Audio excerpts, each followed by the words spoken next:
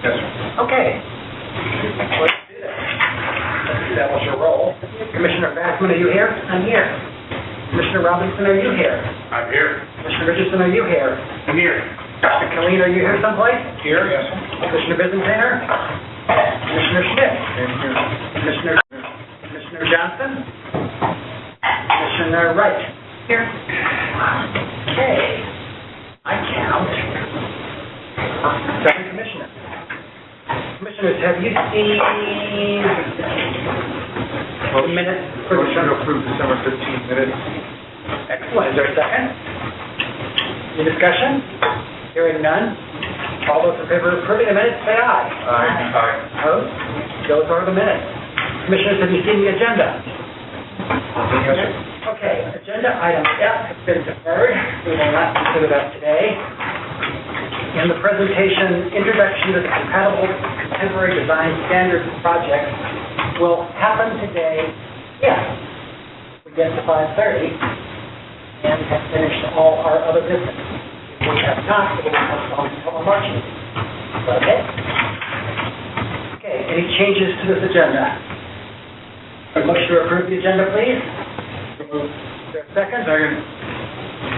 All those in favor, signify by saying aye. Aye. Okay, then it is the agenda and calling. Agenda item A3972, Shaw. Good afternoon, medical staff. Oh, for the record, let me note that who's recused? I'm recused. Okay. Mr. Killeen is recused from consideration on this matter. Okay. Here's what to start out with. We have reconstruction for a new school building for St. Margaret Catholic School over in Shaw. This is the location of, there you go, the proposed location of the new building. Enter this. Okay, this is the site.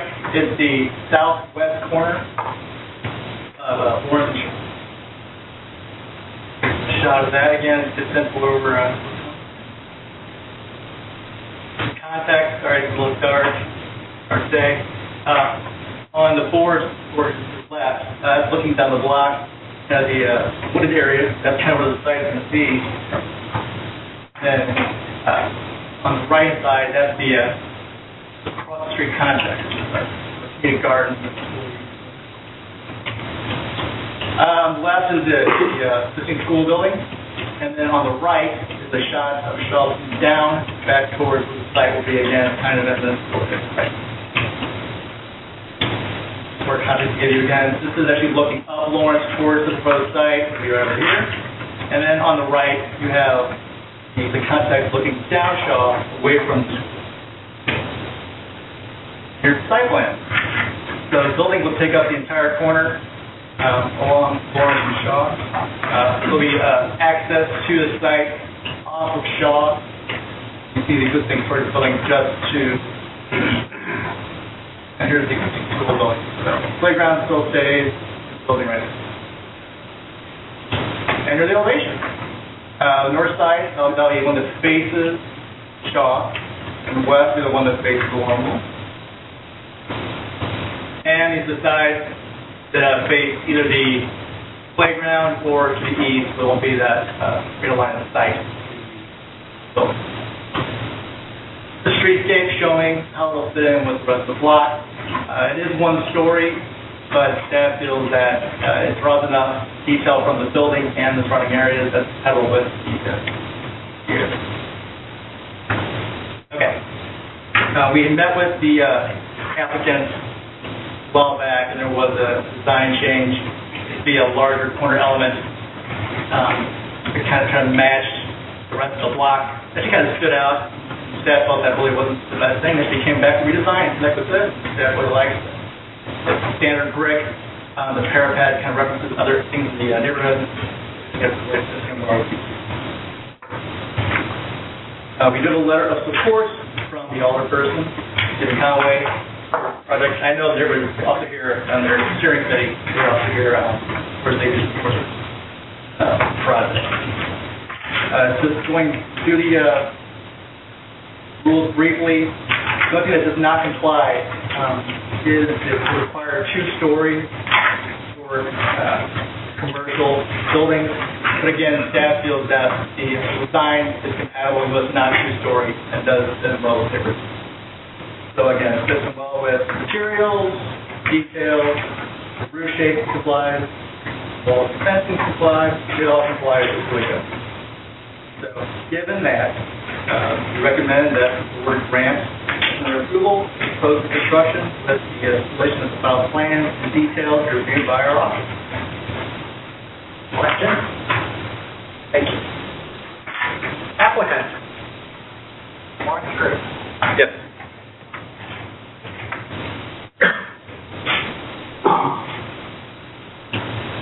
Questions for the applicant? Good enough. Paul? Anything to add? Not unless you have questions. Questions? Thank you. Craig Heller? Same. Okay, motion for Craig? Good enough. Commissioners? Motion to approve. For a second? Second. Okay, many seconds. Discussion?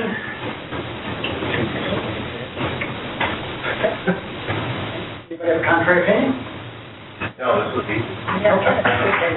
The motion on the floor has been made and seconded. The motion is to grant preliminary approval to this proposal with the condition that the design be developed and proposed design details will be reviewed and approved by the cultural report. All those in favor signify by saying aye. Aye. Opposed? Motion carries. Agenda item B, 2739 Allen.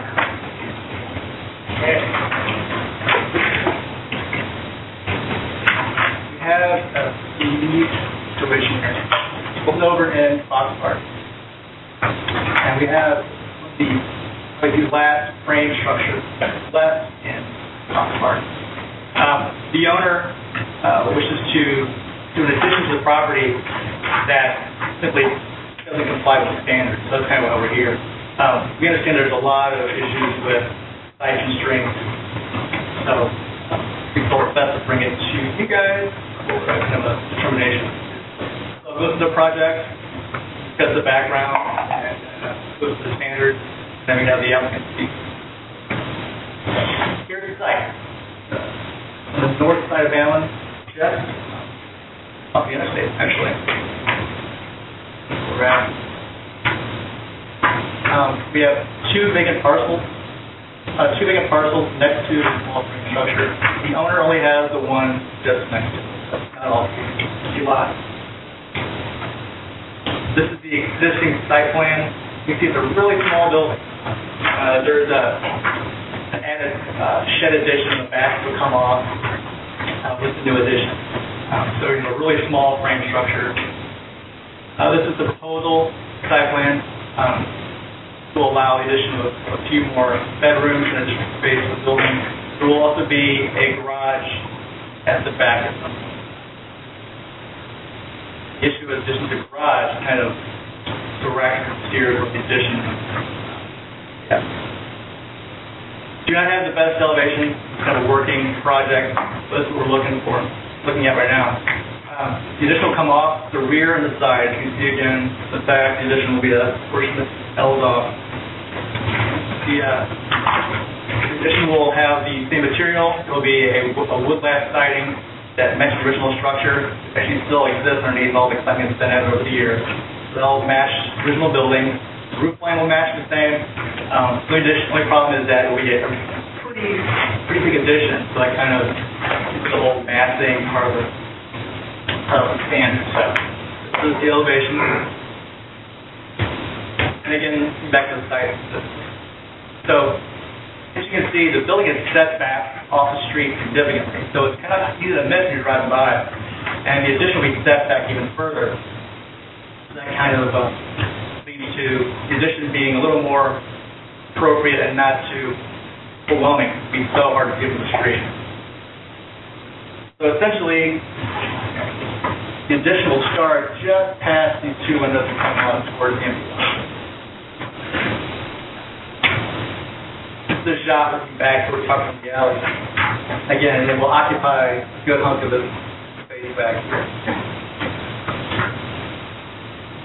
driving down the street, you can see it step back pretty far. To the right, trees, you really can't see anything. You're pretty much right up on the building itself. The other way, looking back, looking east on the street, you can see the building tucked back in. And again, the streetscape, and looking down the block, is managed to pretty much on the left-hand side of it. Okay. So the issues are, when you look at standards specifically, first thing it says is you can't put a new addition on a public facade,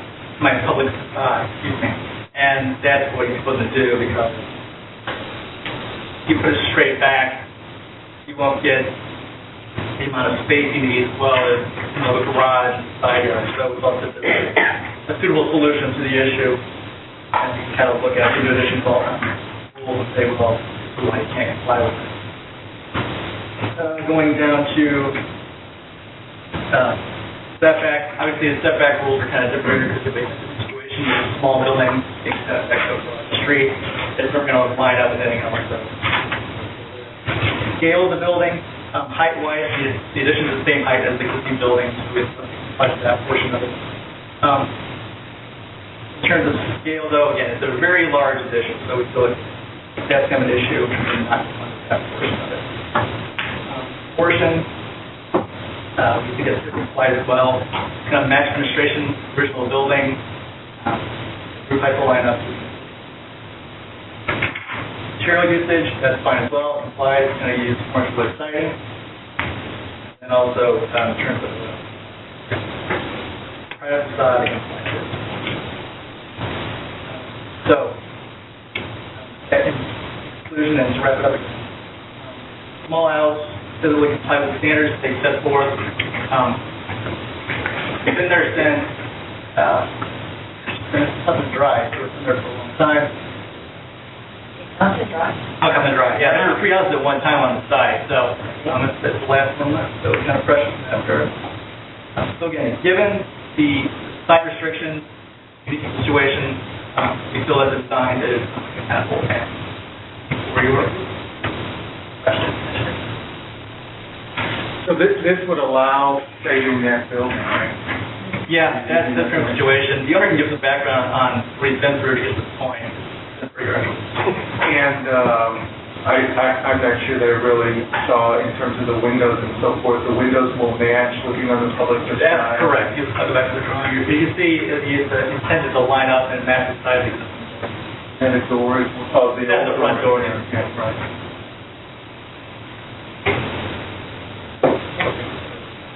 Further questions? Thank you.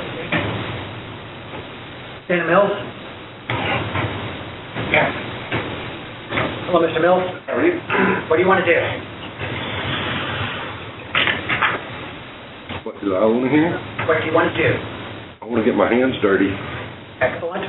There's plenty of opportunity for that. Absolutely. This, as Bob said, I've actually been working on this about a year and a half, maybe 2 years now.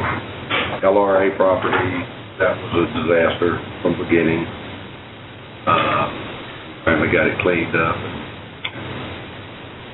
Very good. You're not an advocate of a very small home movement? It makes a lot of difference when your daughter lives right across the street. So tell us about the project a little bit. What were you thinking when you made the choice that you made? Well, I would like to say my daughter's been here for 7 years, so we were aware of the house when people actually lived in it. However, we found out they were squatters. When they moved out, my daughter was on the board of directors for the Fox Park Preservation Neighborhood. They contacted the city and wanted to have it torn down, seeing that the city had torn the other 2 down next door to it. And then they came back and said, well, it can't be torn down because it has historical status or whatever. So, like I say, I'm a general contractor. I live in Atlanta, Georgia. And my daughter wanted me to do something with the house to help the neighborhood out, so here I am. You going to come in and do the work? I'm sorry? You can come in and oversee the work? Oh, yeah. I'll probably do most of it myself. Excellent. I mean,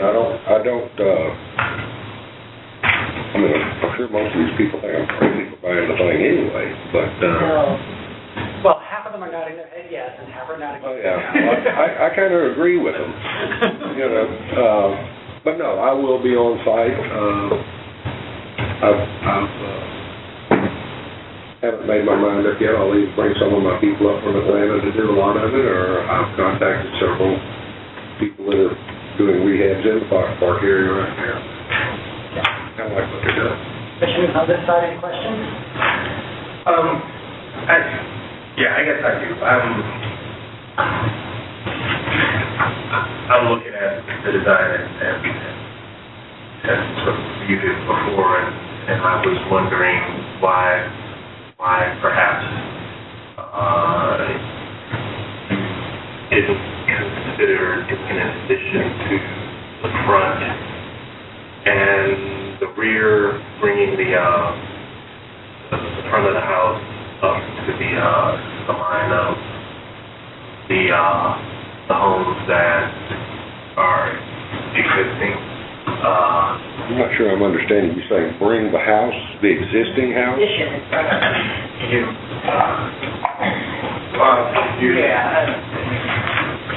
It's on a basement. No, It is on a basement. yeah. I don't think we would support something like that. He wanted to build off the front towards the building line of the street. Is that what you're getting at? Oh. Maybe it's a great idea, but But at the front, we're exactly as it was currently. I see what you're saying. I mean, we wouldn't be changing the design of the house. In fact, we would be creating a longer. Right. But part of the point could be historically that's where it was set back. Go back to the old time when it was right at the building line. So I think that's part of the important that to have where it's set back. Okay. So, I mean, I think that's important that you maintain. Okay. Questions? Karen, you got a motion? You're a daughter. I am a daughter. I'd like to make a motion that the property cannot be put to reasonable benefit without approval of alteration. So, preliminary approval? Yes. Discussion? I think the setup here in terms of the way the lot, or the building is set back on the lot, and as you indicated, the small size of the building warrants that the preservation of the old historic structure and And so I can understand that. I think the addition of my only concern is the addition from the street considerably larger than the front of what's better than the building. regular lot. Yeah. What you have to understand is the existing house, it's only 16 feet wide. No, I understand. Yeah. Commissioners, any comments? Hearing none, there is a motion on the floor and preliminary approval. It is based on our belief that the property cannot be put to reasonable, beneficial use without this. All those in favor of this motion signify by saying aye. Aye. All those opposed, say nay. Motion carries. Calling in 1219 Dolman.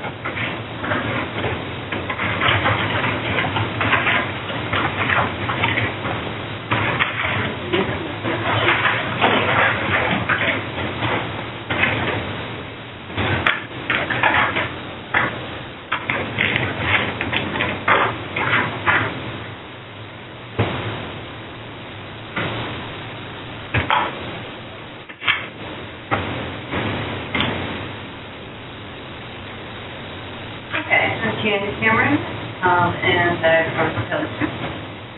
This is a return of a preliminary review that the board heard at its last meeting. Each time it was denied, the because the board determined that proposed design did not follow the required historic model example closely enough. Just to refresh your memory, this is the site on Dolman.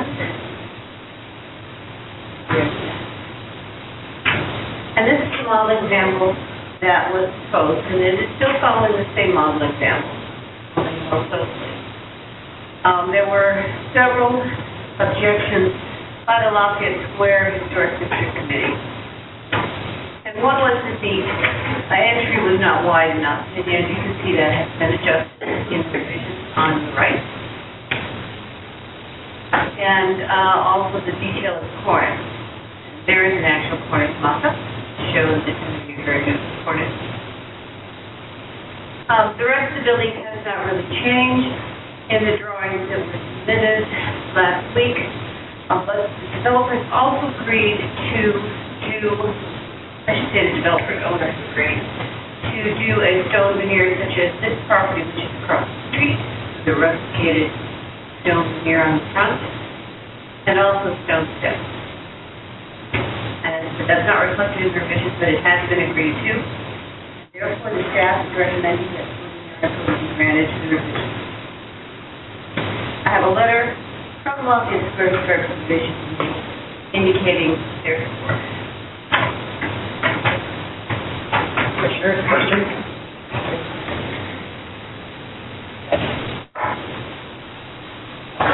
Okay, let's hear from Jan.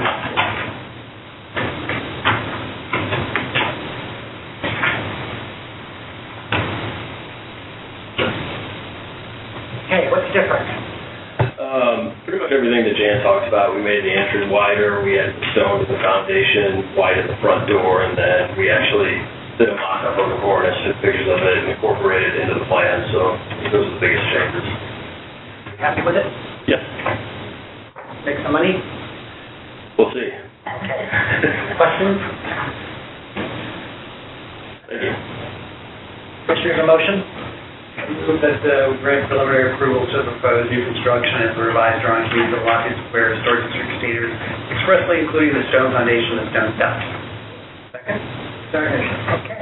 Commissioners, there's a motion on the floor. There's discussion? I like that addition. I can't bring them down. Me too. Thank you. Discussion? Further discussion? Motion on the floor made and seconded. All those in favor of the motion signify by saying aye. Aye. Opposed? Motion carried.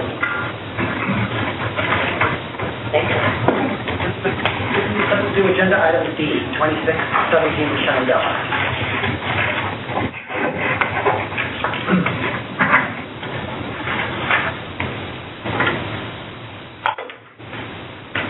Right, this is preliminary review application for rehabilitation of the school. This is a similar question. Are you breaking up or is it sound? I don't know. Okay, sounds, I guess. The applicant is preparing the 1926 school building to be occupied as a charter school for the 2015-16 school year.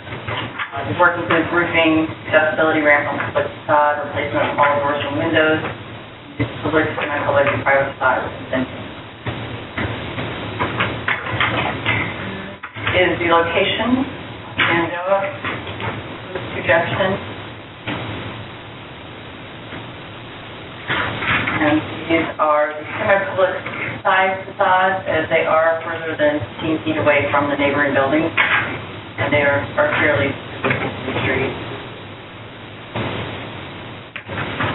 This is a photograph of the rear elevation building, which is considered a private facade.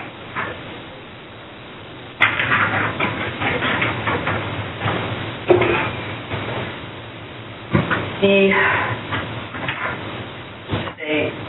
photo also of the existing entry. You can see the interior entry is historic. There is the outer entry, which has been replaced. This is a proposed front elevation drawing for the building. Question basically they're proposing to replace the front windows with storefront system, similar in design to what is there, to retain the existing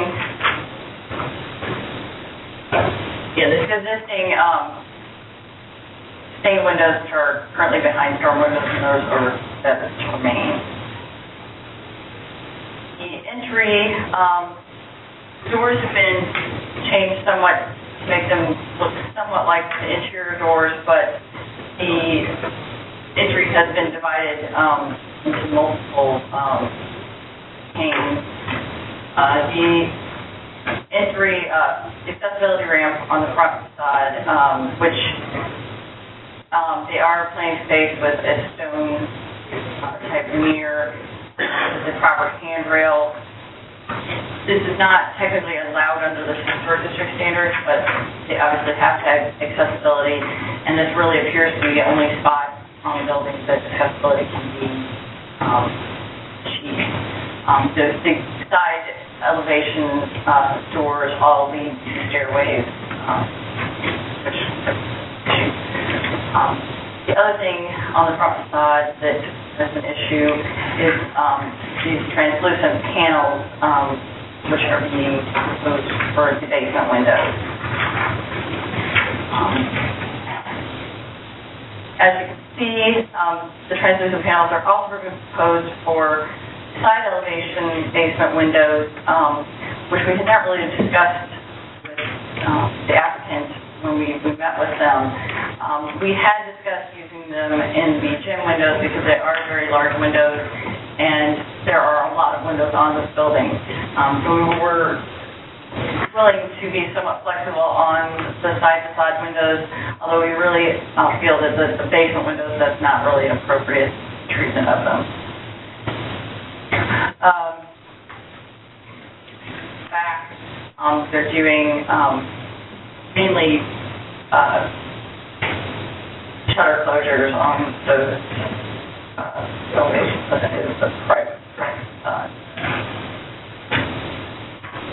This is a close-up of what the hopper windows are proposing, which would be set within the storefront frame. The historic district standards require that if historic windows are not remaining in the building, that the windows should be based on a model example.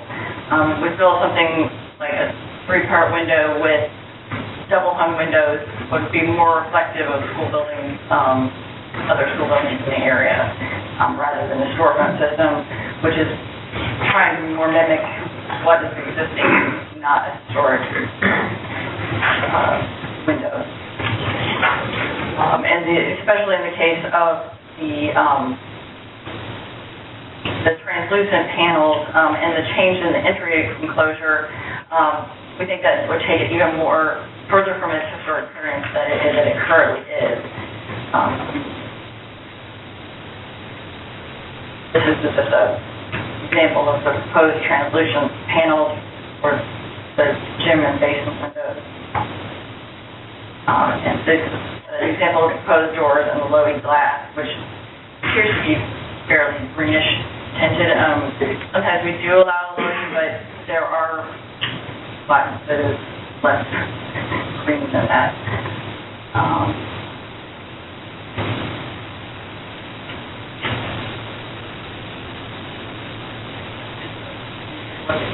Current entry.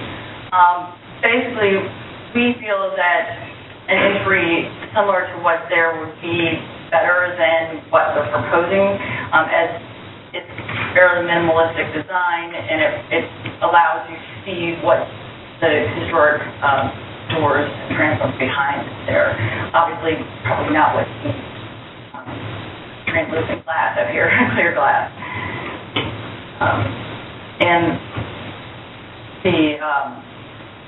We also feel that on the side elevations, the two bays, which you can kind of see here, are articulated.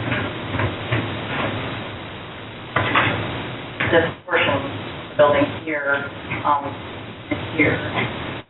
The these windows and the front windows are definitely the most important windows to bring into something that applies to the intent of the ordinance, instead of just fixing what's there. And the translucent panels definitely do not reflect even what's there at this point.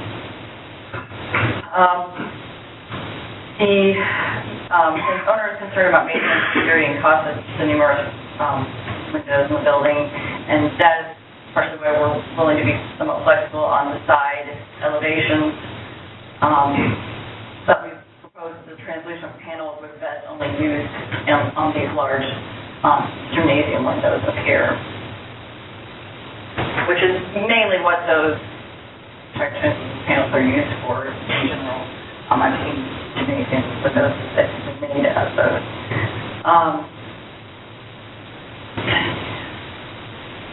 And then the fencing and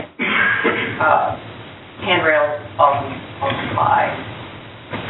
Cultural Resources Office recommends the Preservation Board should withhold preliminary approval of the project unless the applicant agrees to the stipulations in the preliminary findings that will bring the wood facade and two-bay returns into compliance with the intent of the Fox Park Historic District. Commissioners on this side, questions? Commissioners on this side, questions?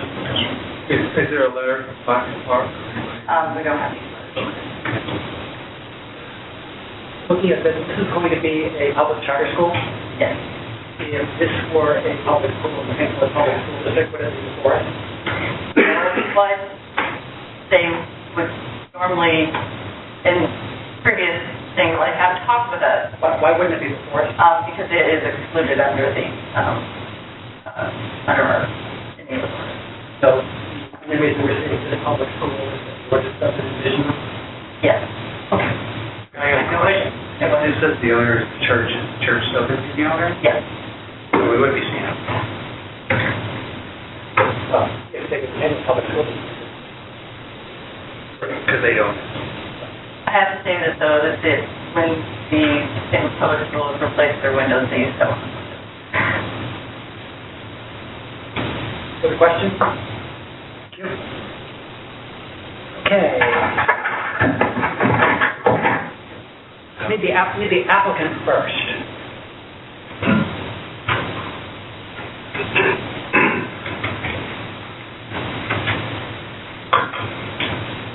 Did you bring more than one person? Yes, I brought a whole army with me, actually. You are welcome to deploy your army anyway. Perfect. My name is Matt Mano. I'm the architect for the project and put these drawings together for you guys to look at.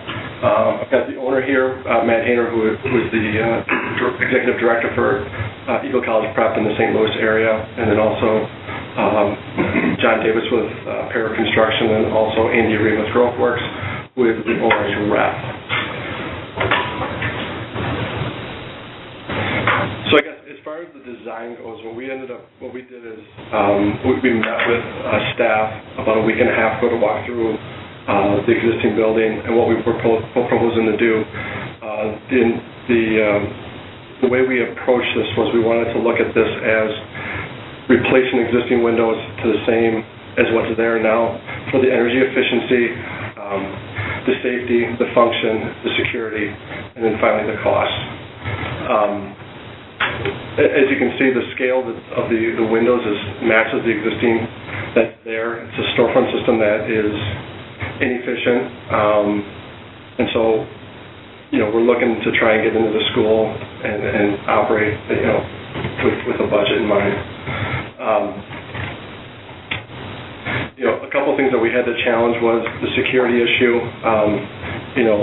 Putting in single or double hung windows, the ability to open those up prevents us from securing the facility. The hopper windows provide us better security from kids opening windows, throwing stuff out of them, or leaving them open and people breaking in. For the cowl wall structure, the thought with that at the basement level was the functionality, the abuse that it can take because it is at street level. Just trying to prevent them from having to repair windows all the time from people breaking with rocks and stuff like that. So that's why we placed it at that lower level, is to prevent that from breaking. Same thing with the gym area, that was mostly for the ability to keep glass from breaking and for the energy efficiency, given the size of those windows. As I said, we did meet with the staff and we listened to the recommendations and, didn't implement all this stuff, but we took some of the recommendations, including the ramp at the front with the ornamental fencing, the stone to match the existing building to get into the facility, the painted storefront system, and then the roofing materials. And then finally, I see the point about the entryway. What we were trying to do was we were trying to mimic that interior door, but with a heavier door that could withstand the abuse that it would take from kids walking in and out of it. So we were trying to do the 8 divided light, similar to the wood door that's inside. And that's it. So, and I'm here for questions. So. Did you look through the preliminary findings and conclusions? I did look through those, yes. Is there anything else on there that you think could be doable to make the building slightly closer to the historic district standards? As far as I think you're leading me to a question, or is there something in particular that you're looking for?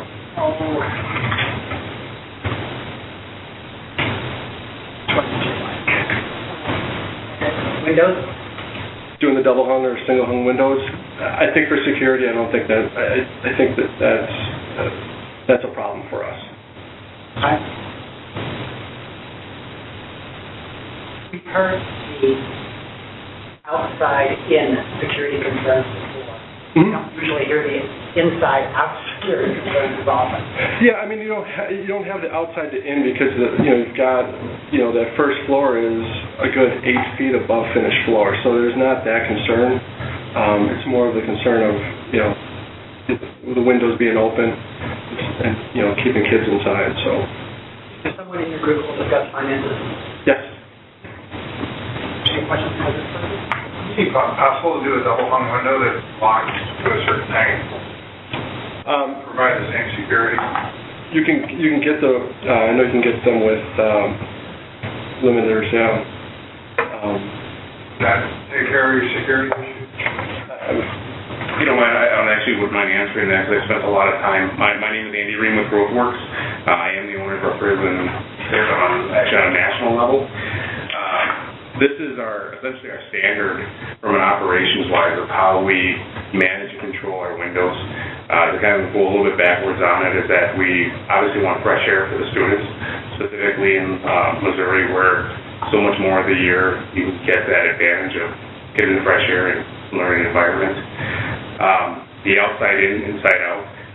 There's 2 pieces that we're really working through on it. Is one, I don't know if anyone's really familiar, but there's been a very heavy emphasis on security with what's been happening in schools. So not only are we trying to plan for if there is an intruder or something along, not to be exaggerated, but like a Sandy Hook type of a scenario, of how are they looking to get in the building if the building shuts down itself. With hopper windows, they cannot be essentially you're breaking a window to come in is what happens, which makes it a lot more difficult. If on a single hung or a double hung scenario, you can do limiters on it. Throughout time, those limiters have fallen off, and then all of a sudden you have a window that's been fully been able to open. So that's one of the struggles that we've been working through on single and double hung scenarios. From the inside out, just as Matt Mano has suggested, just with the kids not slipping out or trying to leave school play hooky, right down to throwing out garbage. That was the thought process behind it. Did you help pick this building? Yes, I did. Did you look at other buildings? So, sorry? How many other buildings did you look at? $1 billion? We've looked at a lot of buildings over the last, and sites, over the last 3-4 years, so, to be quite frank, I don't even know how many. What did you like about this one? It always starts with need. So I think even if you look at us as an organization, our first responsibility is need. So clientele are the students and the parents. So we start looking at areas that they need a good high-performing school. From there, we look at facilities. So need, then facilities. We work very close with the Lutheran Church, Missouri Synod, and they have several schools like this that have been sitting vacant that are looking to be repopulated. These schools are meant to have kids, and we're here to put them in there and educate them well. In how many years will this school open? For a total amount? Or When would you plan to accept your first students? this upcoming fall? So that's pretty good. How soon would you have to start this rehab? March 1st is our anticipated construction start. So this meeting in itself is actually very important, not only from giving us direction, but also just feasibility and everything else. Next question is the first speaker. What else have you got? What's going to speak? You had a financial, I think that's where... Yeah, come explain the finances of this. In what capacity? It's straight along with the windows, or? Start with the windows. The windows themselves. So I'm not going to be flippant about money. I think budget is always important to everybody, especially with a nonprofit. In this particular case, the cost difference between what we're proposing and a historic type full throughout the entire facility is about $135,000 difference. So we always look at it a little bit differently. It's $135,000 not servicing kids, but that's a straight difference between the two. So are you going to lease the building then from the church? Is that how long? That is correct. How long? We're in the middle of negotiations right now, but Matt Hayner wants to comment on that. Hi, I'm Matt Hayner. I serve as the Executive Director for Eagle College Prep, and thanks for your consideration on this project. So to your question, yeah, we'll probably do a 20-year lease. So this is a long-term commitment. I live in the neighborhood, well, close to the neighborhood. I live on the other side of Tower Grove Park, and my kids go to the first Eagle school that we opened. The last couple of years, we've been trying to bring back high-quality education to our neighborhoods because our kids need it. As Andy was saying, this building in 1926 was built to provide high-quality education for kids, help them grow in their character, and build the foundation of our community. And that's what we're trying to do. Eagle focuses on 3 C's: college prep, character development, and community. So when we look at this building, one of the reasons that we picked this facility is because we looked at the census data and we looked at the IFF study, and we know that there's a huge educational need for our kids in this area. Moreover, most of the kids K-8 who are looking for that high-quality education live in this area. So that's one of the reasons we chose this site. We want this to be a walkable school, a neighborhood school. We've talked to the alderwoman and worked with her, building support in the neighborhood. We've talked to a lot of the families who are already encouraged to go to this school, and we want to provide that school for them. So this is, again, a long-term commitment to the community.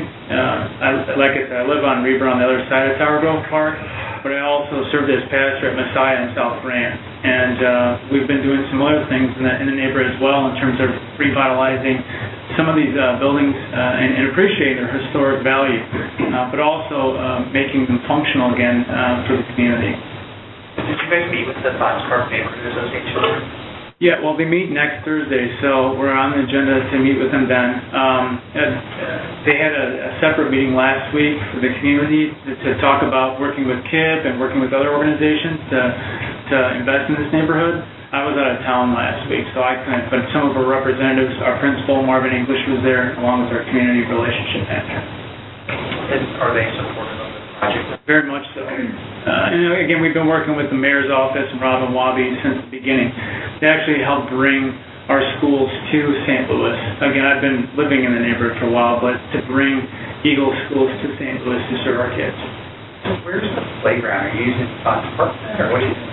Well, on the side, on the west side of the building, there is some green space, and we plan to put some type of playground there. But yes, I mean, Fox Park is across the street, so we intend to use it as well. Commissioner, any questions? Okay, got one more speaker? Yeah, it's just in conclusion, when we go through this process, again, community is a big part of it, but I see a lot of different schools. We're part of the Charter School Growth Fund. We see the high-performing schools across the nation. And what separates our organization from many others is all of our decisions come down to what's best for the kids. And throughout this process, there's always negotiations of what you can do and what you can't do and budget and so forth. But the bottom line is the safety of our kids and making sure that they have a high-quality education. So we really appreciate your cooperation, your consideration of this project. Just understand like that's where we're coming from, what's best for our kids. Thanks.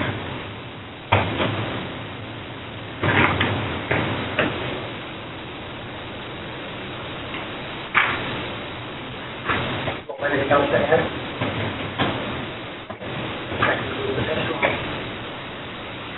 Commissioner Schmidt, do you have a motion? Commissioner on the side? No, I don't. Commissioner on the side?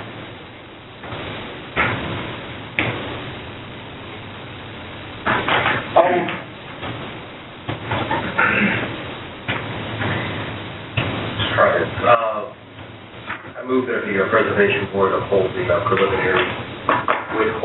preliminary approval unless the applicant agrees to stipulations that would bring the public facade and two-bay returns into compliance with the intent of Fox Park Historic District standards.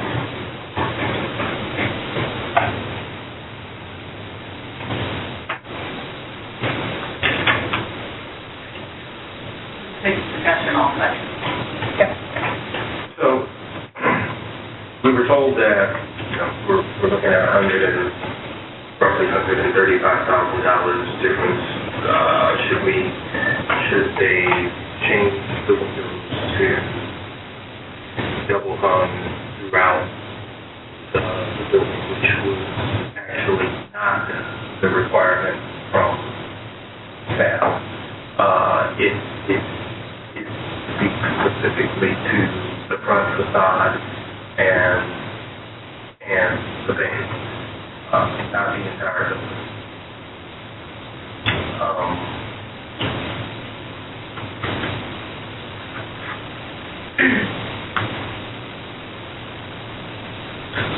I agree with Commissioner Lean in regards to the limiters. And that is not to say that over time they don't become loose, but with regular maintenance isn't every 6 months or every year, even every 2 years on those things,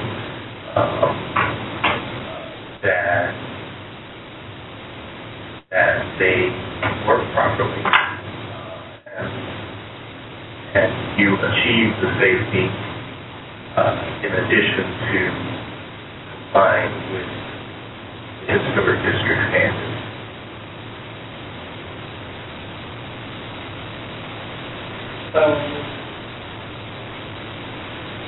Front facade window.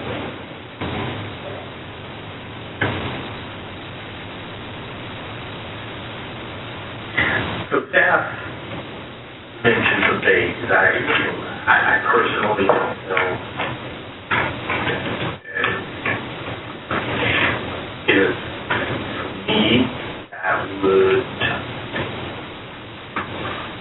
be a requirement, but I believe absolutely the front facade. Would you, in thinking about this in general, approve of the rehab of the building, school building at the school? Yeah. So, if that were the sense of this board, could we make a motion granting preliminary approval conditional on their agreement to fix the front facade windows? Sure. Okay with you? Have no problem. Then we have another here. So the motion before us is conditional approval of this plan. Actually, I withdraw my original motion. Then I would make the motion to approve the historic. Second. Actually, she did. She did. Okay. And I'd like Commissioner, if you want to make that motion, make the motion. Yeah, Sure. preliminary. I recommend that the Preservation Board grant preliminary approval with the stipulation that the front facade windows meet historic district standards.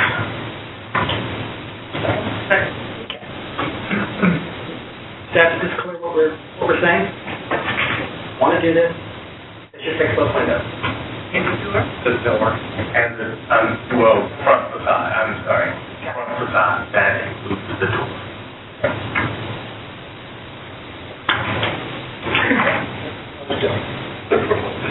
You guys work with staff on that? Okay. We have no letters of support.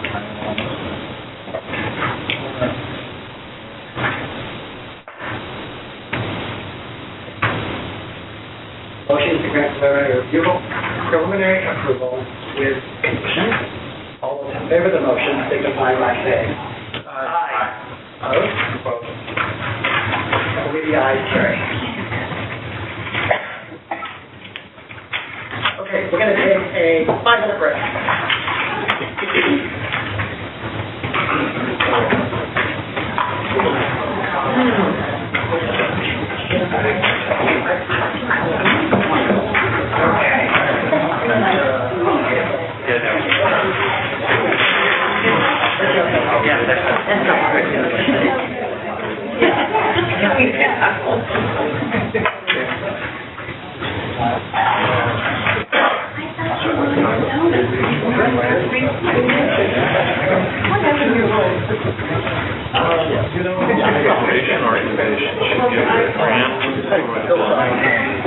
Maybe landmark.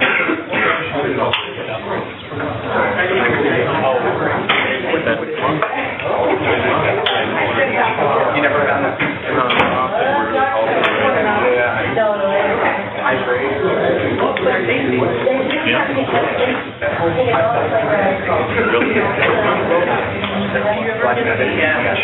Where it's very, very... I'm not generally a fan. Yeah. But it's given all the problems.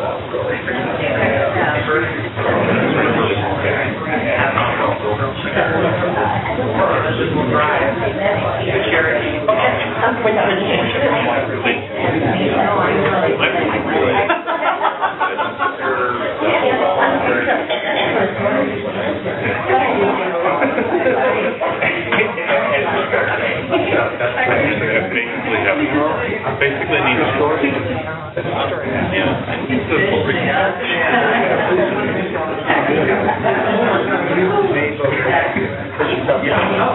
How are you? I'm okay. How are you? Very All the homeowners that come through there, come through. Oh, fine. Don't worry about me. Basically, you gotta witness. We should argue. You know, I tried in that area,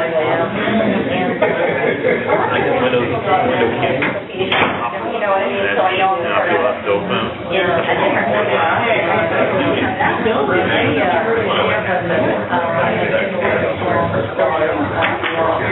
Maybe they've already ordered. Maybe they didn't know about this process. We've heard that before. Give Aaron a call.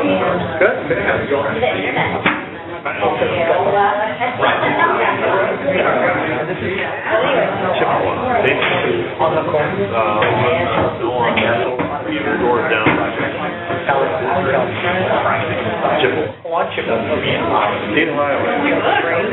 Did you know that? Survey work I did for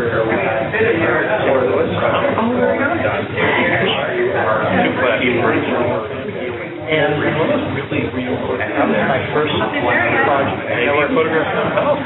Good. But one thing one of the people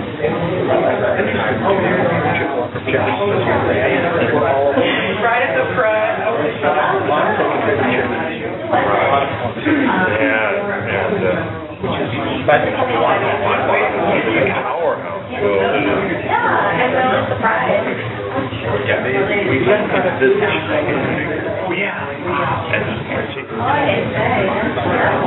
There was a big static work.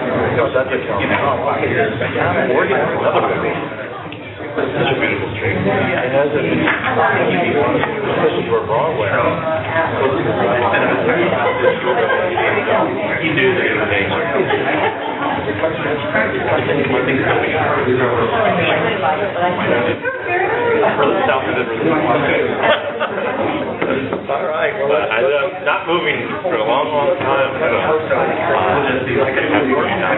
is the neighborhood. In fact, I don't have a special north, but I get the track of how intact the neighborhood still is. And it's got buildings, but it's not going to have those buildings if people don't get involved in it. So it's you know what I mean? The other thing about it, the other connection, all of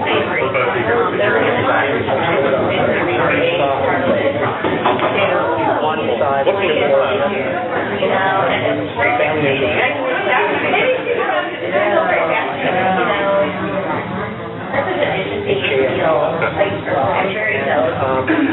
all of them were. My grandfather was a doctor.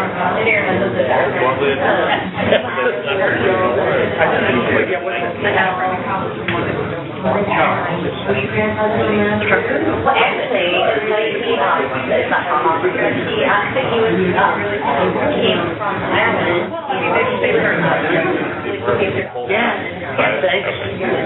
No, anybody was back down. Like in New York, or but it's a Too late. But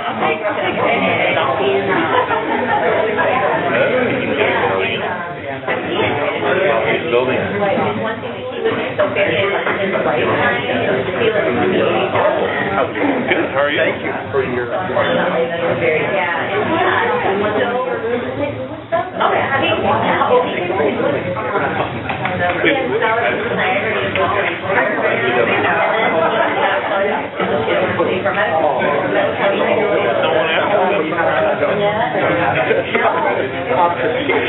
Again, it's not like it's hot, but I got like more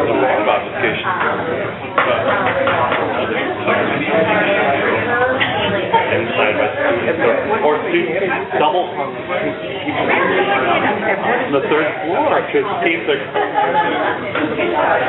Everybody to want to escape school. yes they are. And then he went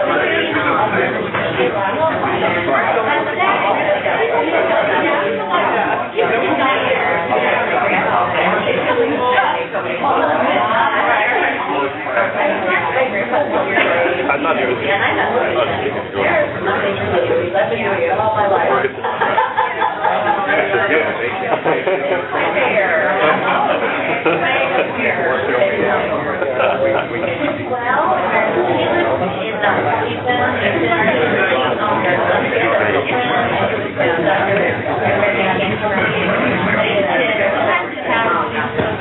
How in the world?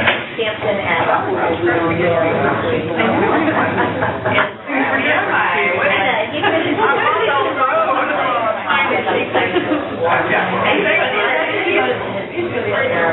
I brought you the other signage.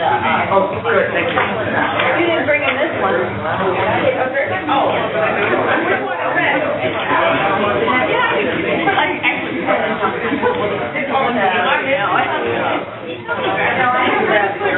I also do not have the commissioner signage.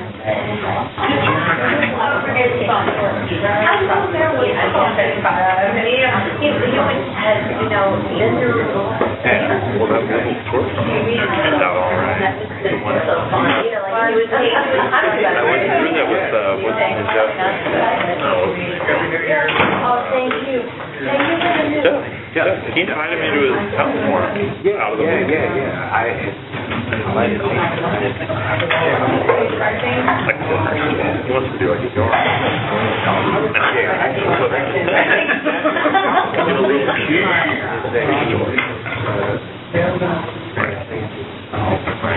The way he's done it would be very hard. Nobody would want that. Nobody would.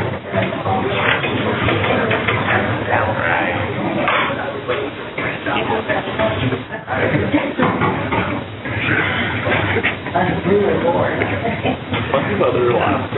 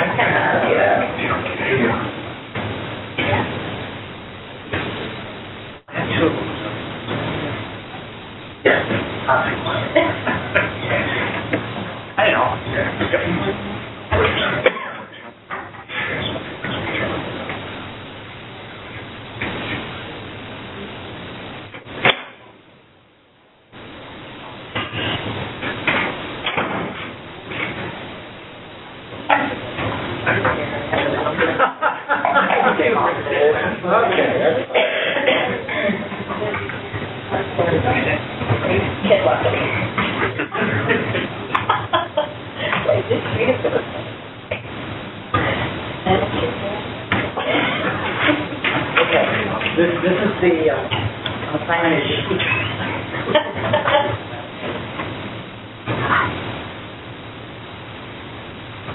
Everybody? Yes. Okay, calling agenda item E245 Union. Jan Cameron? There's no refusal, Commissioner Richardson. Yes.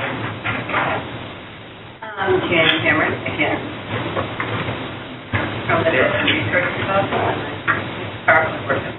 So this is a proposed monument sign for this complex of buildings, three very elegant, historic apartment buildings in Central West. It has a brand new building, which you see behind the Westmoreland building there. And it is known as CWE City. Site plan with the three historic buildings on your right and then the building left and Fort Park Boulevard on the bottom. This is the proposed sign. Currently, it is supposed to be 16.5 feet tall and approximately 400 square feet. Now, the Central West End standard is considered to be a commercial property, which is how the city considers it to be. It has very few restrictions. If it's considered to be a residential property, it has even less restrictions because it only requires the sign to be compatible with the architecture of the building. This is actually going to be a single sign for the four buildings, and it will be mounted at the parking lot, which is behind. Here is a rendering of what it will look like, both in the daytime and at night. These are the proposed letters. The large cursive on the left is for the letters CWE, and they will be lit with a halo effect. And then the city apartment sign will be punched through letters that will glow. Okay. Current sign. This is the Westmoreland. I don't know whether you can see it. It was actually difficult for me to see it taking a picture this morning. It's mounted in die-cut letters above the canopy. This was Westmoreland. And an interesting kind of cursive, or an interesting kind of font. This is the Senate. Here's their sign, which follows the curve of the arch. And again, I think you're going to have trouble seeing it with this Congress right here. addition on it. And this is a connection, it's mid-century modern design, and it is the leasing office, and it's just leasing right over here. Now, note, all of these signs are on the glass, and therefore not within our purview. This is the location of the sign. The base has already been constructed. It's between Westmoreland and the center.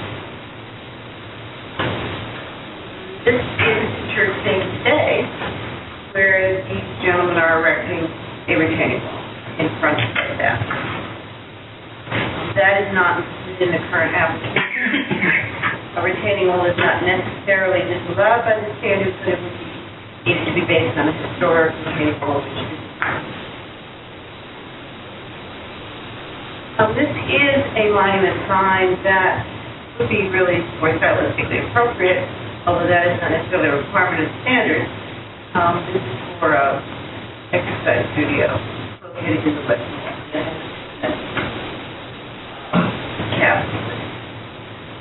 Okay. So, there are also a lot of temporary signs that are up, and I think the representative of the city department will address that. They have banners here. But I did take a picture of, unfortunately, this very large billboard-like sign that's hung on their fence. So the staff is recommending the sign be reduced to 10 feet, which we feel would be acceptable as a pedestrian-oriented view. The buildings themselves are very tall, so they will dominate the sign, but it is going to be located where pedestrians will enter the building along the sidewalk, because 16 feet is really extraordinary and never been approved that I'm aware of in this church. I should say that I have a very long letter from the Central West Tennis Association in opposition to the current design. I think we have a representative that will speak on that in more detail. Questions again? So the basic premise you have here is that the requirement is that they meet the zoning ordinance and... Oh, and I should have said that they received a variance to ask for its justice. Right. So that, so the premise then is that the historic district ordinance doesn't allow for that variance? That's the way we are interpreting it, is that standards require it should be in compliance with zoning requirements, not with any variance that may be issued. Further questions? Alderwoman, would you like to speak first? Jennifer Roth.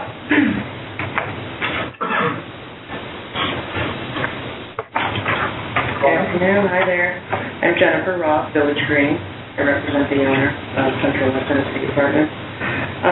Jan's pretty much summed up a lot of it. The issue for us here is that with the completion of our fourth building, we're now at 400 units sold. And when we were just finishing the occupancy on that one, so that was just now completing. At the same time we were working on that, we've been working on this monument sign. We've been working on the design changes, the design options, any ideas that from the start of probably June or July of last year. And what that entailed for us was to do mock-ups. We physically built signs at varying heights to decide what works. We placed them on site, we drove Union, we walked Union, and we decided what we could see, what we couldn't see. And it really got us to the point where this is a sign that for us met the height requirement that got us the traffic that we needed. We have, the three buildings, 10-story, both buildings, the other two buildings are 15-story. So it was, and as the site plan would indicate, we have a very small island that cuts between the Westmoreland building and the Senate building. It was very important, and that really guided us into the entrance and guided us to our leasing office, which is to the right as you come into the entrance. So we did take time with the height. Did, submit for permits in October. Went through the Board of Adjustment through zoning. We were approved for zoning on the height change as you see. That's where we're at. 16 feet, the little one, or the big one? 16 feet was the final one, but the sign itself, if you break it out in pieces, the city apartment piece is 12 feet, the CWE piece is not as tall. It's just a matter of how that blade time is adjusted, so that's what we came up with. I'm understanding that there's only one sign that identifies the full buildings, or am I wrong? There'll be 4 additional separate signs?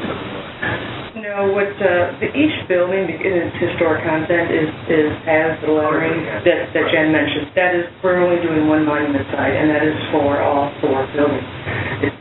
We have over 753 lineal feet on Union Boulevard, just our frontage alone. So just to be clear, you're not intending any additional signs beyond that one monument? No, just one monument sign. Thank you. Thank you. Okay, Bill.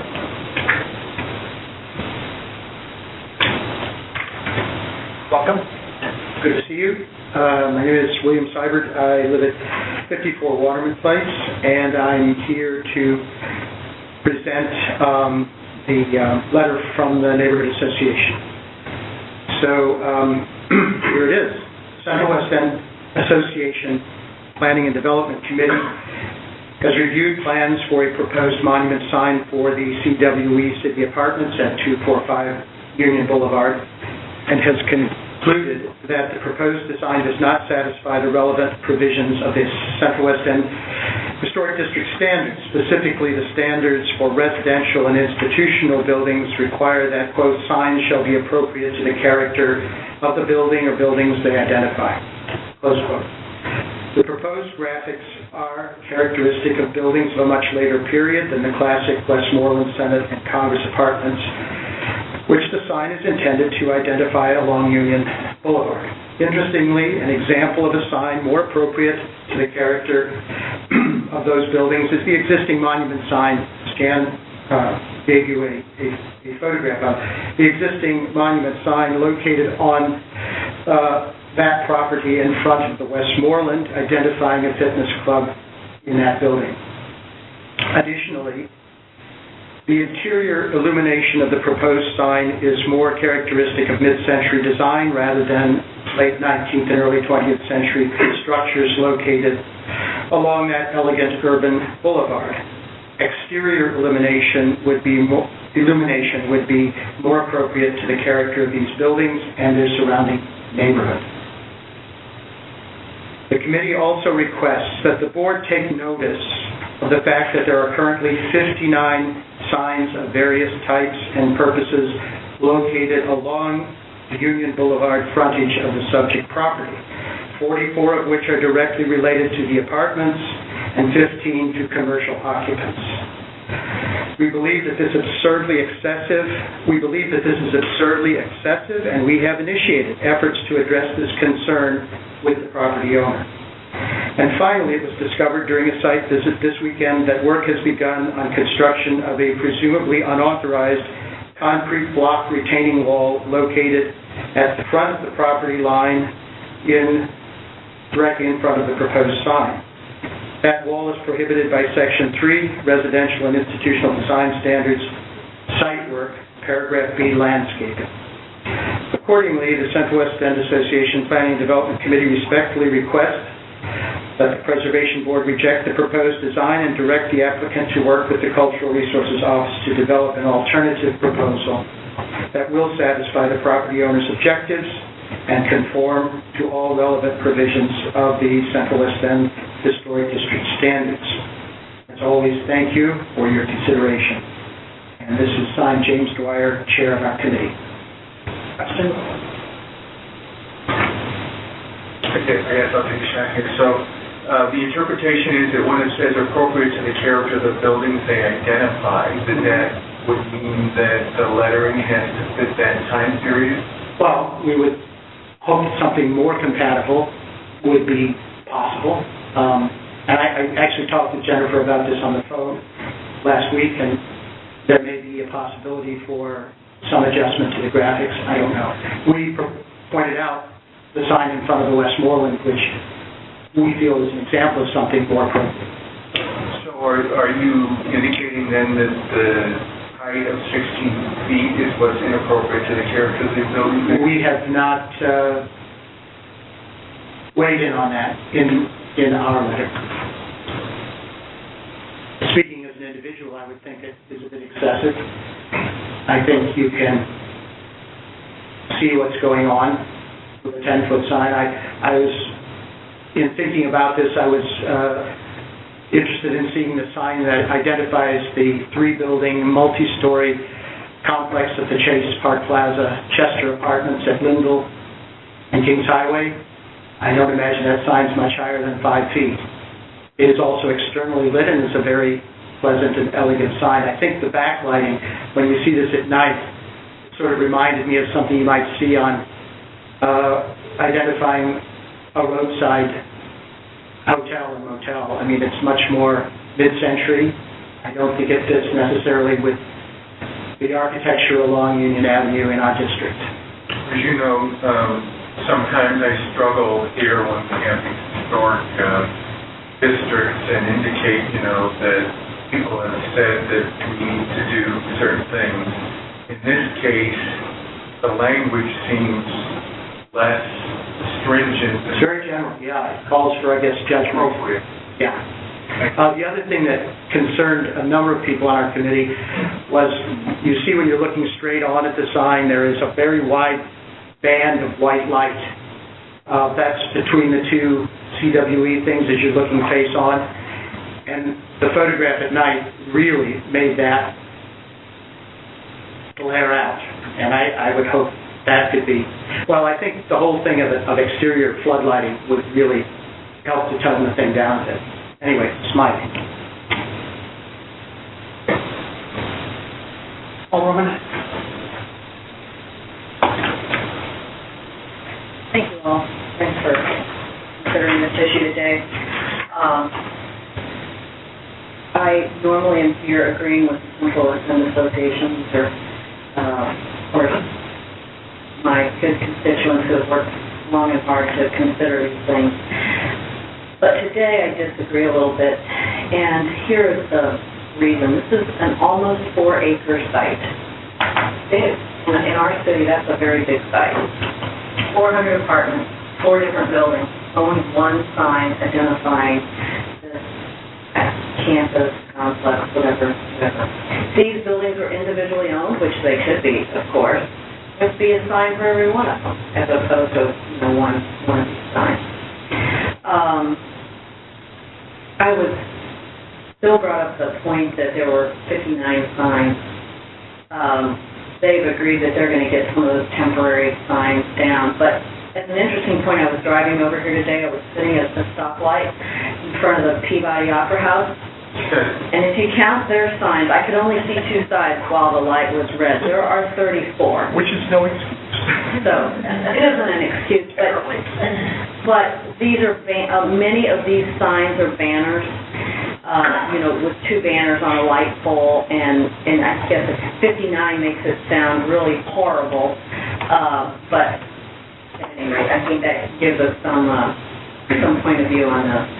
The CW standards say that it has to comply with the zoning code. The zoning of this already has a variance from the zoning code, so that becomes part of the zoning, by my way of thinking.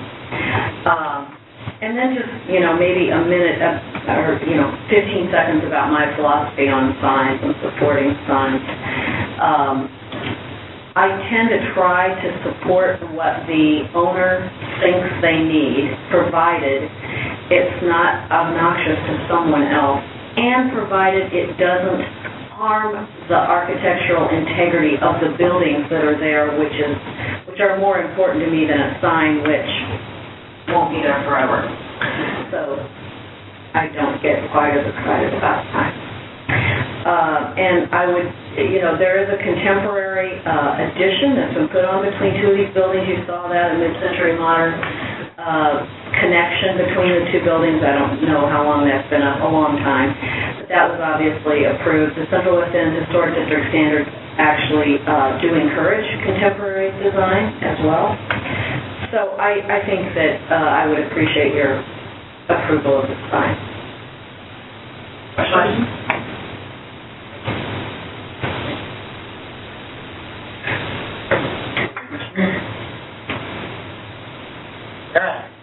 Hey, listen, what up, Bill? Motion? Yes. I'll make a motion that the Preservation Board grant approval for the proposed sign, condition of height of the sign limited to no more than 10 feet above grade, and subject to review of final drawings by the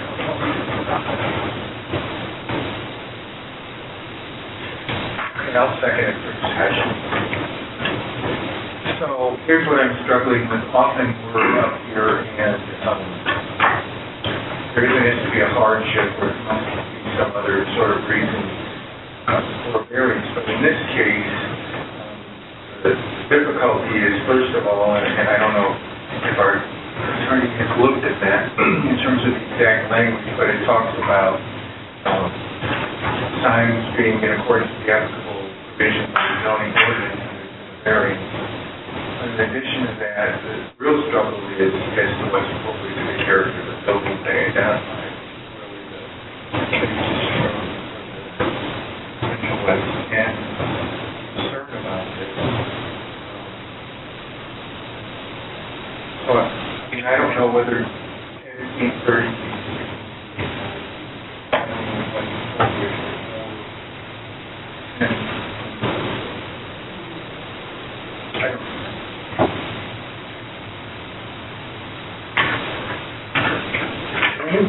You're a sign guy? I am a sign guy. I'm with the Alderman on this one. I feel that the free market demands that this sign be a little bit larger so they can sell their apartments. If it were completely obnoxious if they went with the Radio City Music Hall, a huge thing, yeah, that's not going to do it. I don't find this that offensive. I'll withdraw. I don't mean to do that. Who was the second? I was the second for discussion, and I'll withdraw my motion. Anybody like to make a new motion? That we approve the proposed sign. Is there a second? You're going to have to go back together. Okay, the motion on the floor is to approve the sign as presented. Discussion? This side of the room? David? I recuse myself. Say nothing. Melanie? And I guess I wish the lettering could be a little more compatible, with the so, maybe that's why they're doing this in script, the Central West End script. So I also didn't understand because this picture says that proposed sign base is going to have, cursive writing that's the printing. That's what I see. I think it's height of the lighting. You mean the halo there rather than the cursive, yes, right.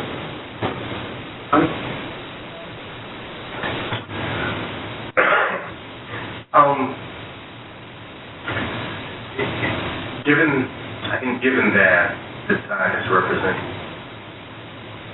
4 very large buildings, I don't really have issue with the sign, the size of the sign as proposed. I do, based on the style of the buildings and their design, have an issue with the font type, and I would like to see them work that. So I'm perfectly okay with the size of it.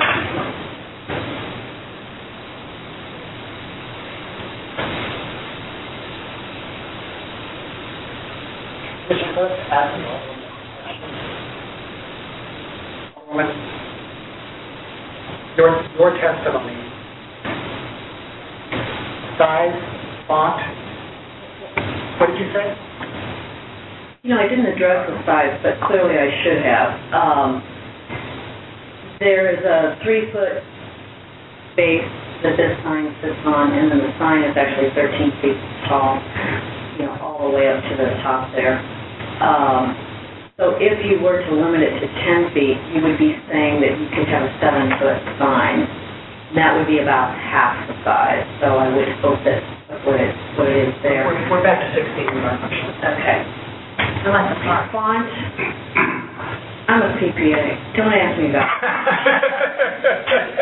I mean, I have my preferences, but if there were numbers on there, I could tell you if they added.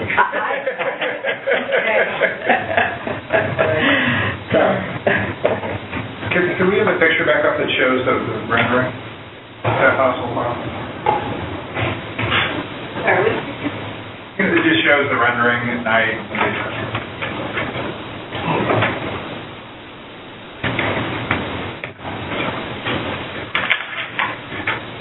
Thank you.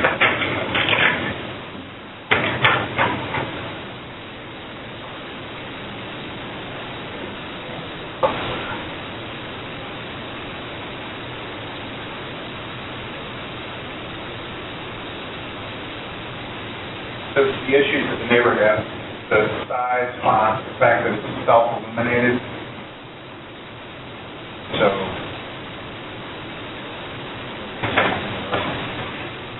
I'm not sure, and so correct me if I'm wrong, I'm not sure that the height is necessarily an issue with the neighborhood. That's right. The people on, and this is not, I can tell you, it's not me. It's 4 or 5 people, including a couple of the architects, graphic designers, just really disliked it.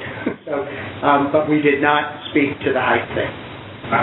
We saw that the staff was speaking to that, and we're sort of neutral on that, but the general appearance of it was disturbing to a lot of the committee, more so than to myself. Do they have any suggestions for font, I mean, in design, or from hoping out all over? Well, they pointed to the other sign on the property as a way to go. I mean, that's why we asked that it come back to the staff to work on that. But I think the backlighting was something that really bothered people, especially that long, white, 6-inch wide, 12-foot high thing.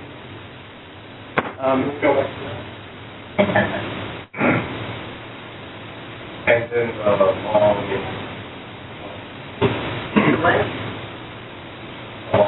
white. You can see it at night. On the night view. Yeah, the night view. Sorry. So the CWE is identifying the whole area. And really the only sign that they have is that additional piece to the right that identifies the apartment building. What you're saying, Bill, is that we wondered about the CWE too. That's actually part of the name of the property. It's not referring to our neighborhood apparently. Behind the CWE City Apartments, I believe is the name of the right. complex. Was that right? Well, that makes sense. And then the part that's objectionable then is the city apartments piece? No. Oh, the backlight. The backlight. They like the idea of exterior light, floodlight. I hate to negotiate, in a committee situation, but the owner is willing to take the backlighting out and just light it from the front, if that makes it work. And the other thing that I did ask the owner to do, this little retaining wall thing or whatever it is that's going in today, I guess, it may not be on the permit. We're going to figure that out. That probably doesn't belong there. They can maybe landscape it without it. Fortunately, it's not before us. Not before us. It'll be before somebody else pretty soon.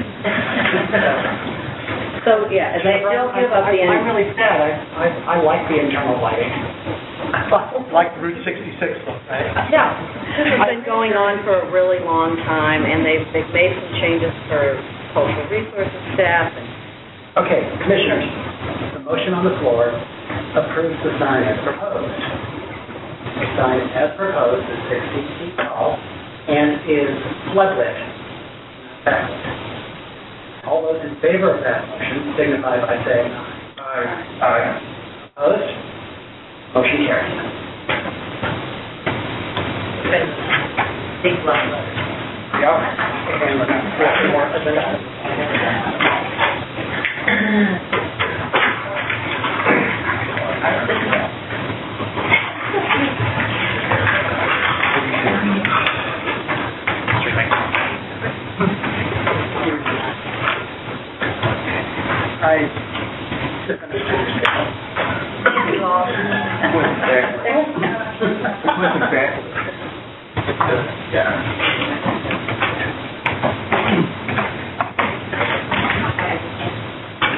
Commissioners, looking at agenda items G and H, is there any commissioner here who has a problem with either of those two? No problem. I was looking forward to the speech. Yeah. If we hear those, then we will not hear Commissioner Bradley's discussion on compatible contemporary design standards project. We won't hear it until March. So, okay, good enough. Melanie, do I hear a motion on agenda items G and H taken together? Yes, I would recommend that we, board, record statute, prepare a report for the state historic preservation office. The property meets the requirements of the National Register criteria A and C. There's nothing for that. Mention 10A, right, for the Is there a second? Second. Is there discussion? Hearing none. All those in favor of the motion signify by saying aye. Aye. Opposed? Motion carries. Congratulations to both properties. Commissioners, it is after 5:30. Would you like to hear the presentation, Introduction to the Compatible Contemporary Design Standards Project, today or in March? Today. Our chairman. Okay. Then,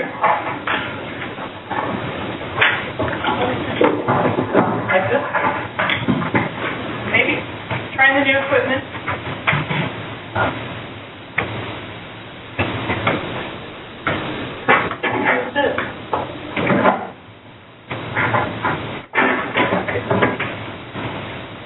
Let me know if you wish me to take off. All right, I want to introduce you to this project because I have been speaking to others about it. In fact, I'm going to be speaking about it on Thursday at noon to a Landmark Association sponsored event.